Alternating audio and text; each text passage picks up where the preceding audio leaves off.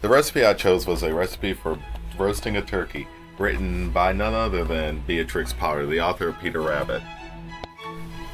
Beatrix Potter was born during the Victorian era, named so because the sitting queen on the throne was Queen Victoria.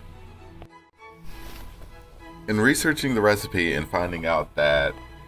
the Heelis family, which Miss Potter married into, wrote the recipes, it turned more into a search and discovery about the life of Miss Potter and Victorian era England, as that would shed light into why the recipe was written the way it was.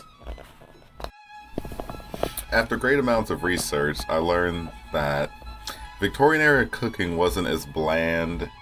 and uninteresting as it is perceived by modern historians, according to one scholarly paper. The establishment of colonies in India and Eastern and Southern Asia led to a great infusion of foods and people from those regions into the British Empire, which resulted in various culinary creations in Victorian era England. What's interesting to note about this recipe for roasting a turkey is that roasting a turkey has relatively remained the same, with the exception of it is now cooked in a stove instead of roasted over an open fire in most cases. The real interesting part comes in the fact that it is written in such a clear and succinct manner that it is more than likely written for waitstaff that Miss Potter would have more than likely had due to her social status and amount of money accumulated in this time in England. Whereas most modern day turkey recipes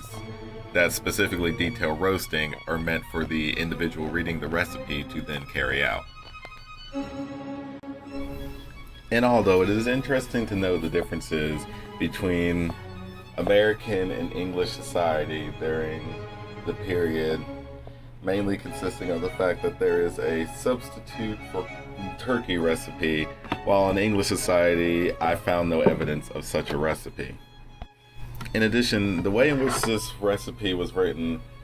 deems it to be for more of a upper class social occasion, such as a fancy dinner party or entertaining guests.